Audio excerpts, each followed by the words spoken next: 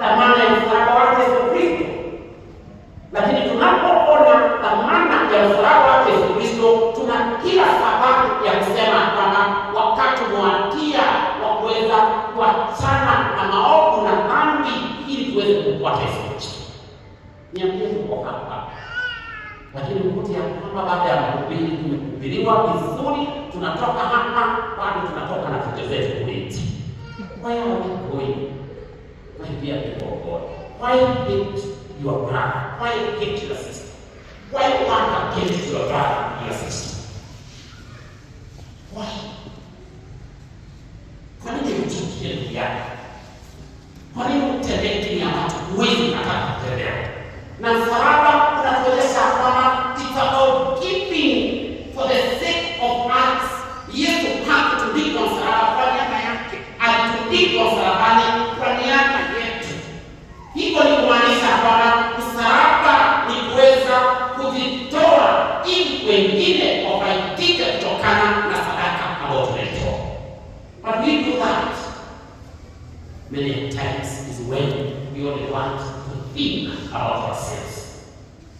Na tunakumbuka huyu kijana ambaye alipokuwa anatembea mahali ambapo kulikuwa na picha nyingi ambazo zilikuwa zimechorwa, na akakuta picha moja ambapo alikuta ujumbe uliokuwa umeandikwa ni Hoc Feci Prote na Quid Fecit Promi. So Hoc Feci Prote, Quid Fecit Promi ni kusema kwamba this is what I did for you. What have you done for me?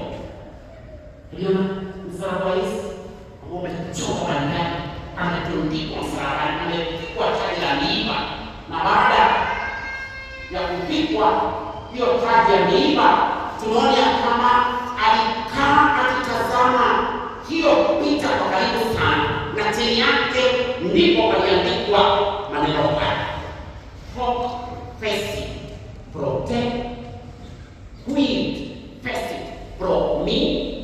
This is what I did for you. What are you doing for me? What are we doing for Christ? The only way we can be able to express the love of God is by doing what is required of us. Nini hicho kinatakiwa kutoka kwetu? Kinachohitajika kutoka kwetu ni kuona ya kwamba tuwaguse wengine kwa yale yaliyo mema.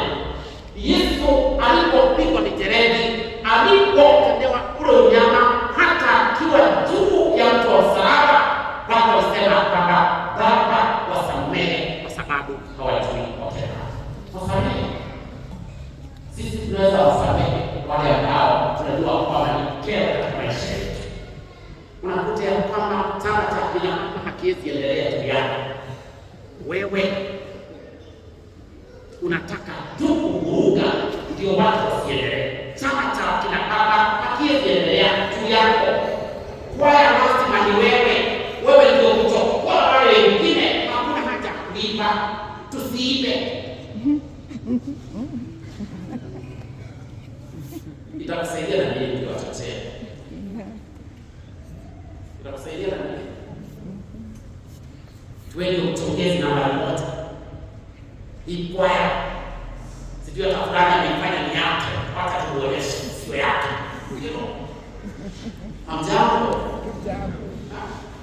Na kuta mtu wakiimba unadhani ya kwamba inatoka ndani, lakini ni kinaotoka ndani. Unapoona mtu fulani amefaulu, unaomba Mungu, tafadhali leta laiteni kuoka huyu mtu kama leo tumevalia mavazi mekundu ili aende.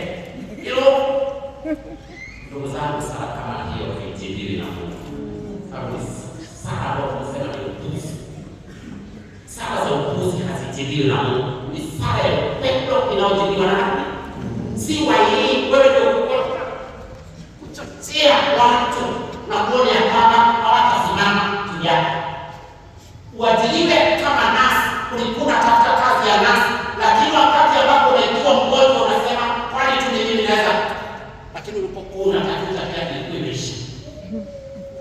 hospitali hii kuingia nyingine, lakini unapotoka ile kazi uzembe unaingia, unasahau na kile ambacho ulipaswa kufanya.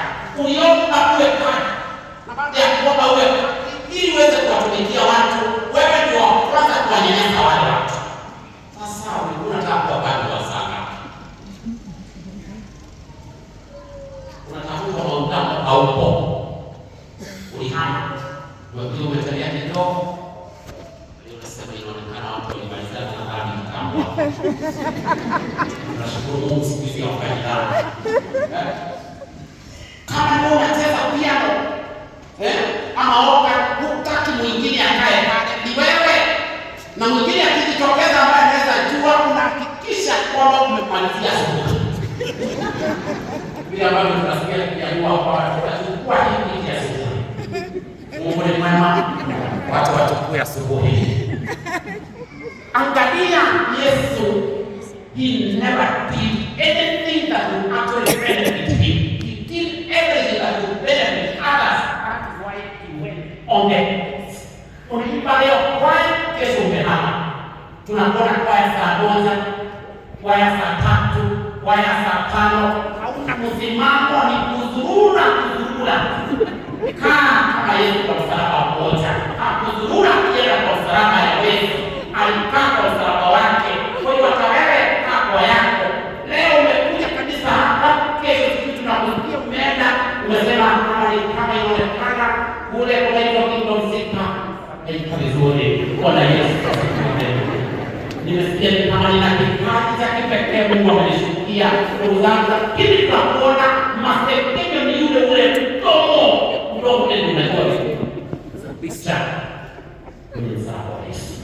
Tusurudishe katika msalaba wa Yesu.